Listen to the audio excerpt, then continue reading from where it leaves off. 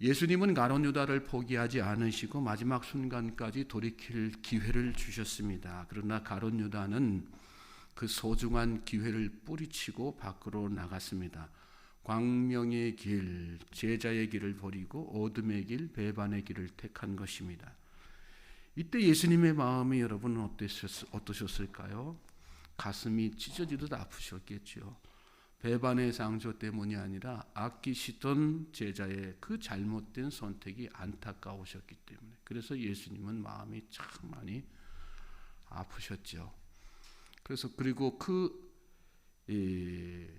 안타까운 마음, 또 통탄하는 그런 마음, 쓰린 마음을 가지고 오늘 본문에서 남은 11제자들에게 다시금 제자도에 대해서 가르쳐주고 계시는 것을 발견하게 됩니다. 말씀 보시면 그가 나간 후에 예수께서 이르시되 지금 인자가 영광을 받았고 하나님도 인자로 말미암아 영광을 받으셨도다. 하나님의 영광에 대한 그런 말씀을 하시지요. 예수님께서 공생의 기간 동안 하신 모든 일들은 무엇을 위해 하신 것이라는 말씀입니까? 하나님의 영광 위에서 하신 일이라는 그런 말씀이에요. 또 지금 그 모든 사역을 마치고 이제 마지막 십자가를 지셔야 하는데 그 일도 무엇 때문에 하신다는 말씀이에요. 하나님의 영광 위에서.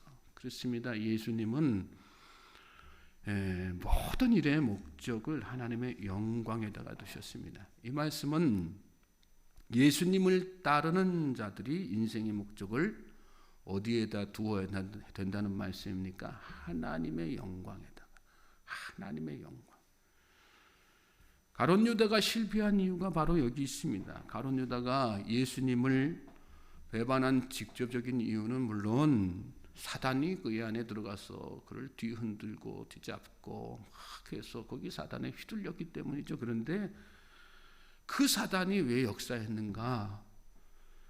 이 가룟 유다는 하나님의 영광보다 세상 영광을 더 생각했기 때문입니다. 세상 영광 생각하는 마음이 그의 마음속엔 다 있으니까 하나님의 영광이 아니라 세상 영광 생각하는 마음, 그 세상 영광을 사모하는 그 마음이 그의 마음속을 지배하고 있으니까 사탄이 그 틈을 노린 거죠. 저는 저와 여러분에게 사탄에게 틈을 주지 않는 믿음의 성도님들 되실 수 있길 주님의 이름으로 소망하고 축복합니다. 가룟 유다뿐만 아니죠. 누구라도 다 그렇습니다. 하나님의 영광을 생각하지 않는 사람은 누구라도 다 실족할 수밖에 없습니다. 여러분 솔로몬을 생각해 보세요. 그게 인생 전반기가 얼마나 영광스러웠습니까? 하나님께 영광을 돌리니까 하나님께서 그를 축복하셨기 때문이지요. 그런데 그가 나중에 하나님의 영광보다 세상 영광을 더 사모하고 거기에 더 치중하게 됐습니다. 그러니까 영원할 것 같았던 그의 왕위가 결국은 초라해지고 말지 않습니까? 사도행전 12장에 보면 헤롯 왕의 죽음에 대한 기사가 나오는데 거기 보면 헤롯이 영광을 하나님께로 돌리지 아니하므로 주의 사자가 고치니 벌레에게 먹혀 죽으니라 이렇게 말씀했습니다.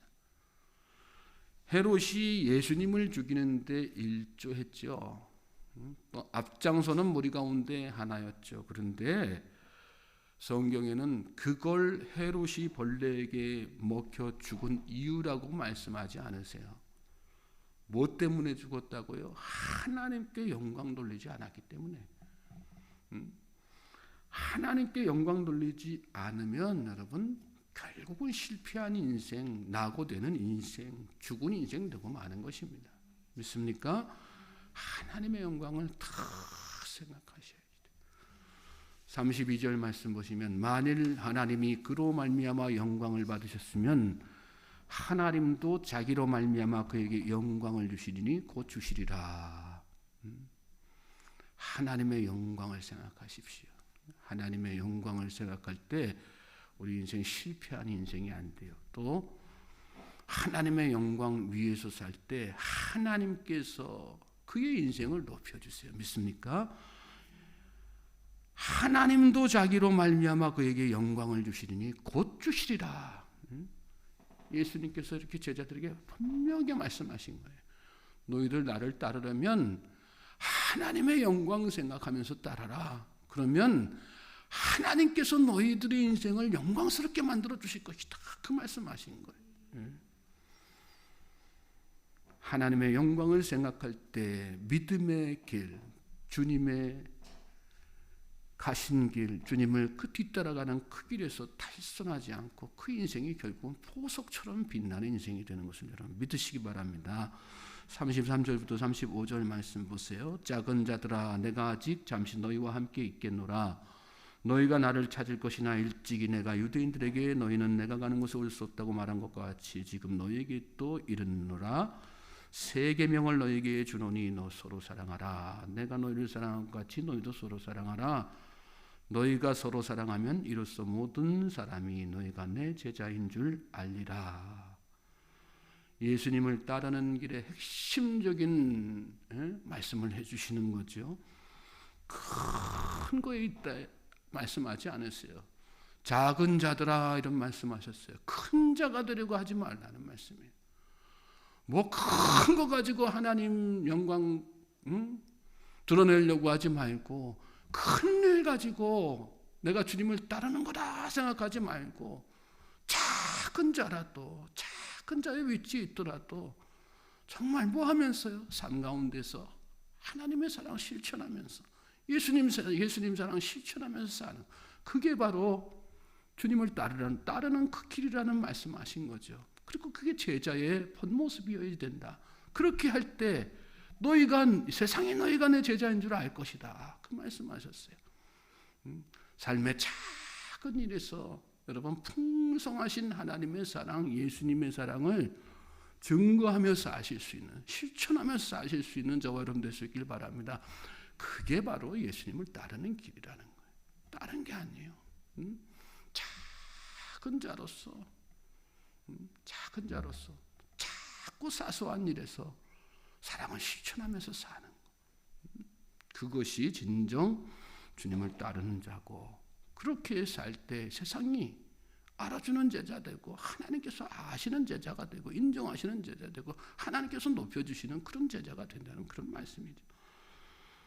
36절부터 39절 말씀 또 보시겠어요? 시몬 베드로가 이르되 주여 어디로 가시나이까? 예수께서 대답하시되 내가 가는 곳에 내가 지금은 따라올 수 없으나 후에는 따라오리라. 베드로가 이르되 주여 내가 지금은 어찌하여 따라갈 수 없나이까? 주를 위하여 내 목숨을 버리겠나이다. 예수께서 대답하시되 내가 나를 위하여 내 목숨을 버리겠느냐? 내가 진실로 내게 이르노니 타 굴기 전에 내가 3번 나를 부인하리라. 이런 말씀하셨어요. 예수님의 베드로의 배반을 예고하시는 그런 말씀이죠. 이 말씀대로 나중에 베드로가 예수님을 3번 부인하고 말지 않습니까? 이 말씀 가운데 우리가 주목해야 될 부분이 36절의 끝에 내가 지금은 따라올 수 없으나 후에는 따라오리라. 후에는 따라오리라. 후에는 따라오리라는 말씀 속에 담겨 있는 의미는 뭘까요?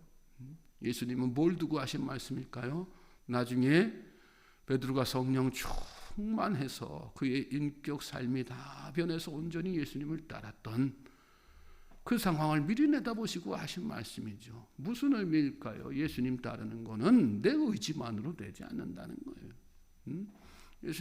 예수님이 말씀하시니까 베드로가 호언장담하자는 내가 이 목숨을 바쳐서라도 예수님 따를 겁니다. 나는. 근데 보기 좋게 예수님 말씀하신 대로 다 배반하고 말고 뿔뿔이 흩어지고 도망가고 비겁한 모습 보이지 않습니까? 뭐가 없었기 때문에 성령 충만함이 없었기 때문에 예수님을 따르는 게 주님을 따르는 온전히 따르는 자는 성령 충만해야 돼. 힘으로 안 돼요. 의지 가지고 안 돼요. 부족해요.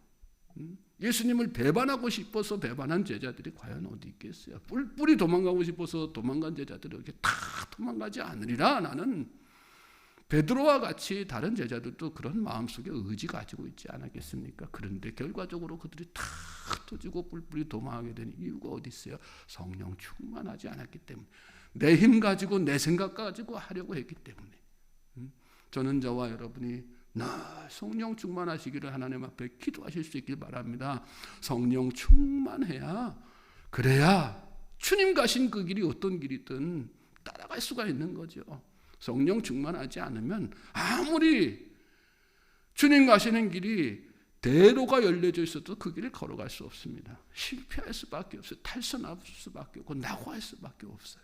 성령 충만하면 가능한 것이 믿습니까? 그러므로 정말 주님을 제대로 따르고자 하는 자는 그 성령 충만함을 간절하게 사모하게 되고, 그 성령 충만함이 있는 사람은 기도의 내용이 다 달라지는 거 아니겠어요?